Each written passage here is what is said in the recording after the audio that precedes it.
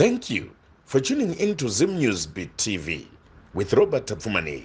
Uya kudare ninyaya yako yekuisa demo banga muchairo yeka homwe tunokuwa kumakambana kuti tokatambure ikuti paguva rababa vako. Saka aklemu yaiti uya na sabhuku na baba vako usara pavana dare ozotsanangura nyaya yako kuti yakajekeswe kuti yakamira sei. Saka paguva rababa ari kunzi original dzimwechete na sabhuku ivava kunzi akaisa demo banga kahomwe paguva. Saka ndonyaya idiwa chitoro kuti ataure kuti zvakafamba sei yazouyiwa nasekuru amutsa sabhuku sababa umwana iye.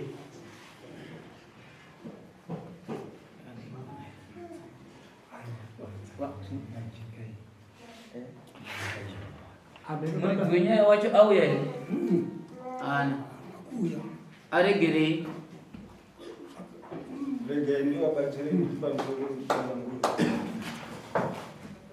mulidzi wacho na umwana wawoyo arama kuuya. Saka ndopandati semya sabhuku zvinhu zvakaitika munzvimbo menyu uye zvemunozviziva.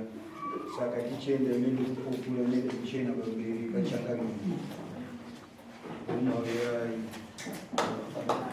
saka imimi muri kupupura here kuti shuwa zvinhu izvi zvakaitwa. Saka kureva kuti uye kuvabatsira sekuru ava pakutsanangura kuitira kudai sekuru ava vanzwa nyaya yavo kuti ndo zvaitika mudzidza ravo vakatanga kuunganidza dzinza redu vobva vakurukura ndokuchitsvaga mazano kune vamwe kuti zvingafambe sei, kutaura kuti kune vamwe vanoshanda kuno ndobva vaudza kuti munofanira kuenda kuna chakabiri nenyaya ndobva ivo ndo vakaziva kunostora ndozvikaita mwana wangu kuti kumbao vazopuhwa Samoni kuti mukomana Samoni mukomana ndopari kuramba Samoni akati mupa mukuziva nyaya yacho ndimi akatijekesa ndipedze nyaya yacho.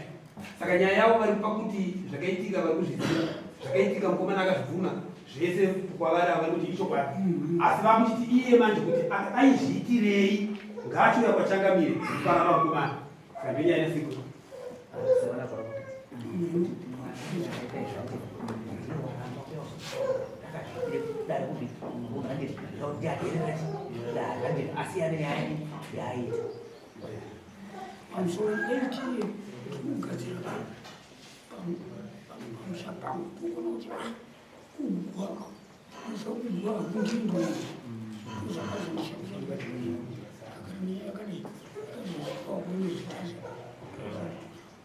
Ameno kuvara rakaisa zvinhu izvi nderani wake rababa vakabereka here.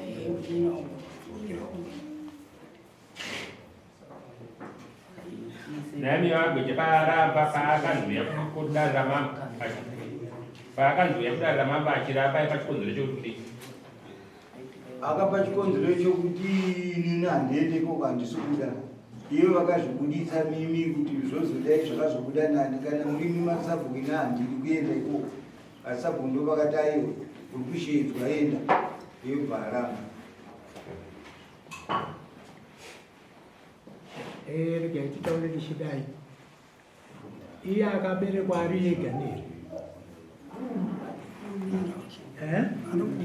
anomuningina wake ariko here kumusha uku kana kuti muna mwariko here kumusha uku ariko. Vanhuwo tinovada kuti ndoana muparanzombe ndoakapara mhosva. Mhosva ikapariwa nohama hama yenyu mimi ikapunza munhu vese motopinda muchikamu ichocho chokuchenura kuti mimi musapere. Kada pamwe mimi kudindira kwaakanga achiita zvimapanga zveikwa akarayiridzwa pamwe mimi maidzi ndimi makabaya chivaning'ina.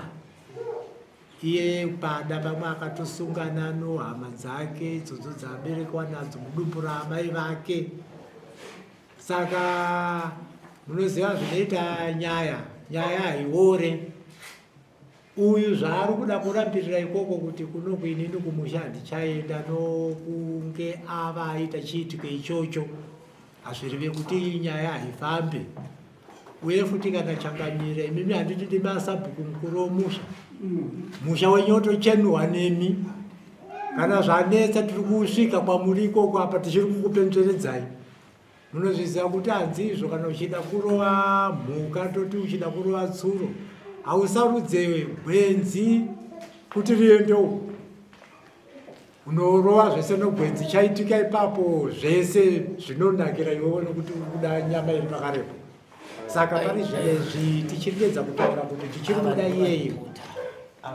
Ava ndo varipota vakutaura. Aiwa, kutaura kwatiri kuita ka handisi kutaura kuti tiri kuvasunga nomhosva.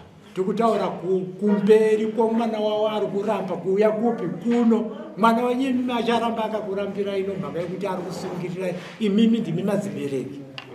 Ndokutakududzira kwatiri kuita baba. Handisi kutaura kuti ezvinezvi munomhosva. Asi ndiri kuedza kuti komusha wenyuyu zvawadai imimi muchiziva kuti pamberi pamambo kana mukati munyika munomu kuita zvinhu zvakadaro hazvitenderwi mukati munyika ineyi. Munouchenura sei ini ndimi ana baba wacho. Uyu mwana wenyu ndaakuparirai. Ayo mubvunzo wamuri kuvabvunza baba ndosaka vakapa umbo kudara. Ndosaka vauya kuno kopa umbo ava havasi varidzi venyaya. Vauya kutopa umbo uchapupu hwezviri kuitika kumusha. Saka mirai muzoya. Ini nokududza kwandiri kuita baba mukuunzwa. Manzwa ka? Handisi kukutaurai kuti imimi ndimi munomhosva. Handisi ipapo. Ndiri kuona kuti mwana wenyu nyakupara mhosva nokuda kwemhosva yaanayo. Hamuchana ukama hweho kuti munojidzana pamazi kuti mhosva yake inge ichitambanuka. Asi haparambe pakadaro kuti nhau iyoyo isataurwe. Saka manzwa tichitsvaga hama yake yaberekwa nayo tozosvika kwamuri kuti akaberekwa nani. Mukupambata patiri kutaura tinotenda. Right, regai tibva tangoipinda. Nyaya iyi yakauya nasabhuku. Ndofunga nyaya yanga yane mazuva asi sabhuku ndiye akazopotera kuna mambo. Tese tinoziva kuti sabhuku ndiye ziso ramambo. Zvariri ziso ramambo vakauya vakamhangara kuna mambo vakati mambo munzvimbo menyu kana kuti munzvimbo mangu ndaona mucherechedzo zvinhu zvisina kunaka. Anova ndiwo amunoti ndo makuna-kuna. Ndine zvatakaona paguva pakaiswa demo, pane banga, pane mutsvairo, zvinhu zvakaiswa pamusoro peguva. Asi zvadaro takatounganidzana vevhileji nevedzinza ivo ukama vacho takabvunzana kuti zvinhu izvi zvakafamba sei. Asi anova mwana wemufi ari kunzi aramba kuuya, anzi akataura nemuromo wake kuti zvinhu izvi tazviitira kuti ndisi takatozviita nekuda kuti kune kwatakafamba takanziita izvozvo.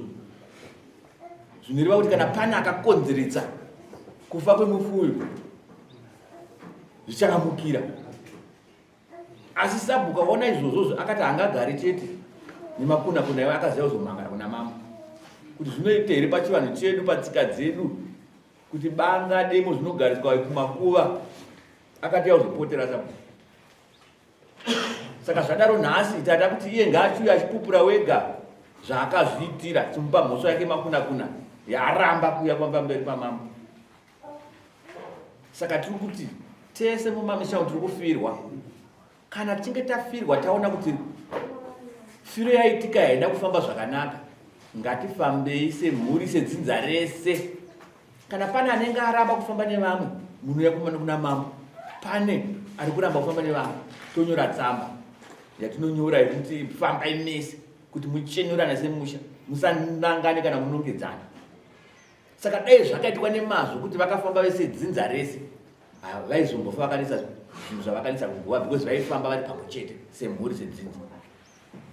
Saka tiri kuti hazvina izvazvo, hazvina musa kuti waramba kuuya, asi taakumupa mumwe mukana wechipiri wekuti munyorere futi tsamba yokuti ave kudai svondo rinouya tajamba svondo rimwe, kuti kana achinge atadza kuuya kuti atsanangure wega zvaakaita kuti vaise zvinhu mumakuva tochiitonga taamutonga nemakuna-kuna. Zviri kunzi kwesabhuku takumupa imwe nguva yekuti chamushedza tichanyora tsamba yekuti auye kuti apupure. Kana sino atadza kuuya takuitonga ndikuona kana ichita ichi kana atadza kuuya toibva taitonga hakuna kunhu zvaakaita izvozvo aipfeka mudhaka iyo